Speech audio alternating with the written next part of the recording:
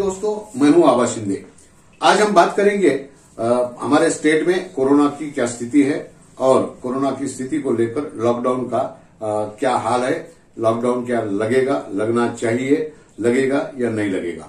दोस्तों, सबसे पहले तो मैं आप सबका ध्यान आकर्षित करना चाहूंगा, जो फेसबुक लाइव में मुख्यमंत्री जी ने जो कुछ बताया उसको लेकर सोशल मीडिया पर मुख्यमंत्री जी बहुत ट्रोल हो रहे हैं। ठीक है, उनका भाषण कल का वैसे भी कुछ बेनामी था, लेकिन अभी कोरोना की स्थिति क्या है तो पूरे स्टेट में बहुत बड़ी संख्या में कोरोना के पेशेंट निकल के आ रहे हैं रोज बरोज, और साथ ही साथ मृत्यु का भी प्रमाण ज्यादा बढ़ गया है। दोस्तों, ये जो हालात बन गए हैं, ये हालात को काबू करने के लिए गवर्नमेंट अपनी ओर से भरसक कोशिश कर रही है, लेकिन मैं ये मानता हूं कि गवर्नमेंट अभी भी डिसीजन लेने में उनको बहुत बड़ी दिक्कतें सामने आ रही है, खासकर लॉकडाउन को लेकर। तो दोस्तों, स्थिति क्या है, क्या लॉकडाउन लगना चाहिए? तो मैं ये कहूंगा कि अगर कोरोना की चेन ब्रेक करना है तो 100% लॉकडाउन लगाना ये एकमात्र उसके ऊपर सॉल्यूशन है। अब जो लोग लॉकडाउन का विरोध कर रहे हैं, अनशन कर रहे हैं, आंदोलन की बातें कर रहे हैं, उन लोगों को मैं थोड़ा सा जो है तो उनके बारे में भी मैं आगे बात करूंगा। लेकिन एक बात जो मैंने कही कि शासन या सरकार जो है, महाराष्ट्र शासन, लॉकडाउन को लेकर द्विधा मनस्थिति में क्यों है। 3 घटनाओं का मैं आपको रेफरेंस दूंगा। एक, जो नांदेड़ में वाकया हुआ, वो दुर्घटना हुई और पुलिस कमिश्नर, पुलिस एसपी के आईपीएस लेवल के अधिकारी पर जो है तो हमला हुआ। उसका भी विरोध यही था कि लॉकडाउन की वहां पे पाबंदी लगाई गई थी और उस मोहल्ला हल्ला बोल समारोह का लोगों को, आयोजकों को शायद वो मंजूर नहीं था। एक दूसरी बात, बीड़ में जो विधायक है सुरेश धस, इन्होंने शासन के खिलाफ जो है तो लॉकडाउन को लेकर उन सरकार का उन्होंने स्टैंड लिया और उन्होंने कहा कि आपको क्या गुनाह दाखिल करना है कर सकते हो, लेकिन हम बाजार बंद नहीं रखेंगे। परिणाम स्वरूप शासन और प्रशासन दोनों को भी उसके ऊपर फिर विचार करना पड़ा और उसमें कुछ रियायत देनी पड़ी। तीसरी बात औरंगाबाद की। औरंगाबाद में जब औरंगाबाद के सांसद, औरंगाबाद लोकसभा क्षेत्र के सांसद इम्तियाज जलील, और इन्होंने जो आंदोलन का उन्होंने इशारा दिया, उसको लेकर बहुत तेजी से घटनाक्रम हुआ। कलेक्टर, कमिश्नर, उसके बाद में प्रिंसिपल सेक्रेटरी, पालक मंत्री और हमारे प्रधान सचिव, चीफ सेक्रेटरी, इन सबके जो है तो कॉन्फ्रेंसिंग हुआ और कॉन्फ्रेंसिंग करने के बाद रात में 10 बजे लॉकडाउन शुरू होने के 2 घंटे पहले लॉकडाउन पीछे लिया गया। इम्तियाज जलील साहब ने जो भूमिका रखी थी वो एकदम सही भूमिका थी और उनके साथ बहुत सारा समाज का एक वर्ग बहुत बड़े पैमाने में उनके साथ सहमत था। और यदि अगर 31 मार्च का इम्तियाज जलील का मोर्चा निकलता तो यकीन मानिए कम से कम 5 लाख से ऊपर उस मोर्चा में लोग शामिल होते थे। इससे क्या होता है कि जन सामान्य लोगों की भावना आपको समझ में आती है, भावना क्या है चल रही है लॉकडाउन को लेकर। लेकिन दोस्तों, मुझे ये बताइए, जब मैंने कहा कि लॉकडाउन 100% लॉकडाउन यही चेन ब्रेक करने का सोल्यूशन है, तो शायद आप मुझ पर नाराज हो जाओगे और आप मेरी भी मुखालफत करोगे। लेकिन मैं आपको बताता हूं कि लॉकडाउन की स्थिति लाई किसने, कौन जिम्मेदार है इसको? क्या सिर्फ शासन प्रशासन जिम्मेदार है? आप हम जिम्मेदार नहीं है? हमें बताइए, जब अनलॉक हुआ लास्ट ईयर का, लॉकडाउन खत्म होने के बाद अनलॉक धीरे धीरे जब किया गया, उस वक्त जो एसओपी दी गई थी, जो निर्देश दिए गए थे, क्या हमने उसका पालन किया? व्यापारी आज चिल्ला रहे हैं और बोल रहे हैं कि यदि अगर ये लॉकडाउन लगता है तो हमारी अर्थव्यवस्था ध्वस्त हो जाएगी, हमारा जो तो जीना मुश्किल हो जाएगा। आप जरा आत्मचिंतन कीजिए ना, ये लॉकडाउन की स्थिति को लेकर आने में क्या आप जिम्मेदार नहीं है? आपने तो सिर्फ धंधा ही किया, आपने अपना सिर्फ व्यापार देखा, जो बताया था कि हर घंटे के बाद आपको वहां पे डिसइंफेक्शन करना चाहिए, आपको वहां पे जो है तो ऑक्सीमीटर रखना चाहिए, थर्मामीटर रखना चाहिए, बिना मास्क आने वाले ग्राहक को आपने सामान नहीं देना है। क्या आपने ये किया? बिल्कुल नहीं किया। जो खुदरा व्यापारी है वो कहते हैं कि हमारा जो है तो बहुत बड़ा नुकसान हो जाएगा, हम जी नहीं पाएंगे।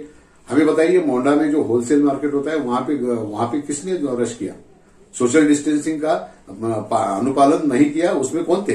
क्या बाकी आम लोग थे? बिल्कुल नहीं। उसी तरह से जो जिनका हाथ पर पेट है, छोटे छोटे व्यापारी है, वो भी कहते हैं कि हमारा भी तो बहुत नुकसान हो जाएगा, हम नहीं जी पाएंगे। हमें बताइए, जब मंडी में जो रश हो रहा था, वहां पे जो पूरे नियमों का जो है तो उल्लंघन हो रहा था, या क्या ये ऐसा करने के लिए तुमको जनता ने कहा था, या प्रशासन ने कहा था, या शासन ने कहा था? ट्रैवल्स पूरी मात्रा में उनका बिजनेस रुकना नहीं चाहिए, इसलिए ट्रैवल्स को भी छूट दी गई, रेलवे को छूट दी गई, एसटी को छूट दी गई, पूरे कैपेसिटी से ट्रैवलिंग हुआ। साथ ही साथ ये छूट देते समय शासन ने और प्रशासन ने कुछ नियम, कुछ उनको बंधन भी लगवाए थे। क्या उन बंधनों का पालन किया गया? बिल्कुल नहीं किया गया। और पिछले दिनों में इन सब चीजों को नजरअंदाज करने के कारण ये कोरोना का दूसरा फेज आया। या कोरोना का दूसरा फेज कोई अचानक नहीं आया, ये तो आने ही वाला था, ये पहले से पता था। और हाँ, दूसरे फेज की क्या बात कर रहे हो, तीसरा फेज भी आने वाला है। अभी फ्रांस में और यूरोप में तीसरा फेज चालू है। एक साल में उन्होंने उतना कंट्रोल किया, 2 फेज होके गए, तीसरा फेज अभी आया है। हमारे यहाँ तो 1 साल के बाद दूसरा फेज आया है, 3rd फेज तो अभी आना है। और दूसरे फेज में सरकार की अवस्था ऐसी हो गई है, जैसे शेक्सपियर के हैमलेट में कहा गया था, टू बी और not to be, that is the question. यही क्वेश्चन आज हमारे मुख्यमंत्री उद्धव ठाकरे साहब के सामने है कि लॉकडाउन लगाया जाए या नहीं लगाया जाए। लॉकडाउन 100% लगवाना है तो उन्हें भी पता है कि अगर 100% लॉकडाउन लगवाना है तो बहुत बड़ी मात्रा में, बहुत बड़ी अमाउंट जो है तो अर्थव्यवस्था में, अर्थ संकल्प में उसकी तरतूद करनी होगी। उसके लिए बहुत बड़ी रकम मुहैया करना होगी। और ये महाराष्ट्र सरकार के पास तो कोई पैसा नहीं है। यकीन मानिए दोस्तों, महाराष्ट्र सरकार अभी बहुत परेशानी में है। और हम ये समझते हैं, हम एक वहम में जी रहे हैं कि सरकार हमको बचाएगी, सरकार हमारे बचाने के लिए बहुत सारी भरसक कोशिश करेगी। ऐसा नहीं होगा। सरकार किसी हद तक तुम्हारे बारे में सोचेगी। जैसा मुख्यमंत्री ने कल बताया कि 15 दिन तक ही इसी स्पीड से अगर पेशेंट निकलते रहे तो 15 दिन के बाद पूरे अस्पताल एग्जॉस्ट हो जाएंगे, किसी को वहां पे एडमिशन नहीं मिलेगा, पूरे फुल हो जाएंगे। ऐसी सूरत में आपको हमको स्वास्थ्य के बारे में कोई सुविधा मिलने वाली नहीं, हमें इलाज नहीं मिलेगा और फिर जो मरेंगे वो मरेंगे। एक बात ध्यान में रखिए दोस्तों, चाहे सरकार हो या विपक्ष, इनको किसी हद तक तो लोगों की जान माल की फिक्र है, लेकिन अगर हम बेफिक्र रहेंगे तो सरकार भी हमें अपने हाल पे छोड़ देगा। क्योंकि एक वास्तव हम सबको जानना चाहिए कि मरे हुए इंसान को वोटिंग का अधिकार नहीं होता है। जो बचेंगे उन्हीं में से इनको वोट लेने हैं और इन्हीं में से इनको चुन के आना है, इन्हीं में से सरकार बनाना है। इसलिए गवर्नमेंट अभी कर रहा है, कह रहे हैं, मुख्यमंत्री कह रहे कि मैं जो है तो कोरोना से हर एक को बचाऊंगा, जितने बचेंगे वो बचेंगे। और बचने के बाद फिर यही लोग हमारे सामने आएंगे जब इलेक्शन आएंगे कि हमारी वजह से आप बच गए, आप हमें वापस सत्ता में बैठाने के लिए जो है तो आप हमको मदद कीजिए। दोस्तों, शोले पिक्चर में एक डायलॉग था कि गब्बर के कहर से आप सबको, रामगढ़ वासियों को सिर्फ एक ही शख्स बचा सकता है, इंसान बचा सकता है, वो है खुद गब्बर। वैसे ही दोस्तों, आज की कोरोना की स्थिति में अगर हमको कोई बचा सकता है तो सिर्फ हम बचा सकते हैं। और क्या कहा था, करना क्या है, 3 चीजें करनी थी, वो भी हमने नहीं की। और वो नहीं करने में हमने शेखी में हम जो तो शेखी मिलवा रहे थे। क्या करना था, मास्क के बगैर बाहर नहीं निकलना है, सोशल डिस्टेंस रखना है और बार बार हाथ धोना है, सैनिटाइजेशन का उसका इस्तेमाल करना है। क्यों नहीं किया हमने? हमने नहीं किया। आज भी कितने लोग घूम रहे हैं, बगैर मास्क पहने घूमते हैं। सोशल डिस्टेंसिंग का कोई उसका लेना देना नहीं है। ट्रैवल्स वाले, उनके जो है तो जो कोई उनको सीमाएं दी थी, बंधन लगाए थे, वो उसका भी उल्लंघन हो रहा है। और जिलाधिकारी, जिला प्रशासन इसके ओर अनदेखी कर रहा है। जैसे मुख्यमंत्री फेसबुक में बैठकर बात कर रहे हैं, वैसे कलेक्टर, जो जिले के कलेक्टर जो है तो अपने अपने चैम्बर में एसी में बैठ के यूट्यूब चैनल के ऊपर या मीडिया के अंदर बात कर रहे हैं और वो कोरोना पे काबू पाने की कोशिश कर रहे हैं। ऐसा नहीं हो सकता, बिल्कुल नहीं हो सकता। अरे दोस्तों, सोचिए आप, नांदेड़ जैसा वाकया हुआ, पुलिस के ऊपर जानलेवा हमला हुआ, कई पुलिस जख्मी हो गए। इतना होने के बाद ना हमारे गृह मंत्री ने कोई स्टेटमेंट दिया, ना विपक्ष के नेता ने कोई स्टेटमेंट दिया, ना हमारे मुख्यमंत्री ने कोई स्टेटमेंट दिया। अरे ऐसा सुनने में आ रहा है, जो आरोप लग रहे हैं कि पुलिस महकमे में से अकेले बंबई सीपी की तरफ से जो है तो 100 करोड़ महीने का हफ्ता वसूली हो रही है, ऐसा आरोप लगाया जा रहा है। ऐसी बातें हो रही है।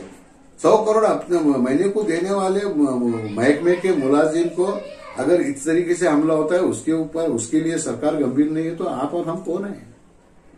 कोई नहीं है। और देखो दोस्तों, लॉकडाउन तो लगना है, लगना ही है, क्योंकि उसको जिम्मेदार आप और हम हैं। यदि अभी भी हम नहीं सुधरे, अभी छोटे बच्चे अभी जो है तो सुपर स्प्रेडर बन गए, उनके अंदर कोई लक्षण नहीं दिख रहे। ऐसा होते हुए वो उनके टेस्ट नहीं हो रहे। टेस्ट नहीं होने के कारण उनका भी मृत्यु का प्रमाण बहुत बढ़ गया है। और बड़े लोग भी पेशेंट जो है तो कोरोना के वो मृत्यु जा रहे। और हाँ, और इसके लिए जो मैं बता रहा हूं कि हमने एहतियात नहीं बरता, हमने सावधानी नहीं अपनाई, इसका कारण समाज के कुछ जाहिल घटक भी है। इन्होंने कहा कि नहीं, ये कोरोना तो एक बहाना है, ये एक ड्रामा है, और जो पेशेंट अभी तक मरे, जितने लोग मर गए उसमें से कोरोना से कितने मर गए, बगैर नेचुरल डेथ कितने हो गए। भाइयों, थोड़ा सा आप अज्ञान अपना दूर रखिए और साइंटिफिकली उसके अंदर जाइए। मैं आपको एक लिंक देता हूं। उस लिंक में उस डॉक्टर ने, जो लंदन में स्थित है, इंटरनेशनल उनका वेबिनार हुआ, उसमें ये सब बातें हुई कि कोरोना से कैसी होती है। और जरूरी नहीं है कि आदमी मरने के बाद उसके समय, मरते समय या मरने के बाद उसके बॉडी में कोरोना का वायरस होना ही चाहिए, ये भी जरूरी नहीं है। हो सकता है वो किडनी फेल होने से मर जाए, हो सकता है हार्ट अटैक से मर जाए, हो सकता है और कोई अस्थमा से मर जाए, लेकिन उसकी जो शुरुआत है, उसके बॉडी के ऑर्गन को डैमेज करने की शुरुआत कोरोना से ही होती है। तो ये तो बेमानी और बेफजूल सवाल है। कोई तो जनहित याचिका, तुम्हारा आरटीआई में भी अर्जी दे रहा है कि नेचुरल डेथ कितने हुए, कोरोना से कितने हुए, इसका एनालिसिस दो। भाई मेरे, साइंस होता है, यहाँ मैथमेटिक्स 2/2 = 0, 2/2 = 4, 2/2 = 0, ऐसा नहीं होता है। तो आप भी अपना अज्ञान झटकिए और समाज में अपनी अज्ञान के कारण, अपनी जहालियत के कारण समाज को गुमराह मत कीजिए, आप खुद तो गुमराह हो ही गए। तो दोस्तों, फिर एक बार कहता हूं कि अगर लॉकडाउन से बचना है तो हमने ही अपनी हिफाजत लेना है।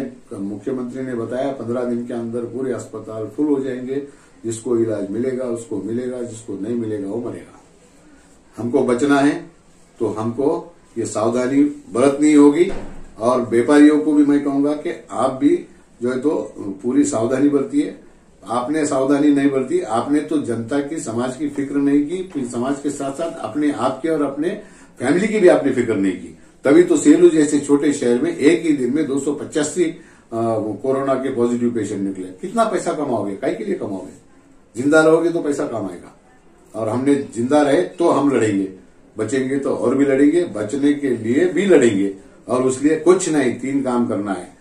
बिना वजह बाहर नहीं निकलना है, बाहर बगैर मास्क नहीं निकलना है, और भीड़ में जाना नहीं है, हमने भीड़ करनी नहीं है, और बार बार सैनिटाइजर से हाथ धोना है।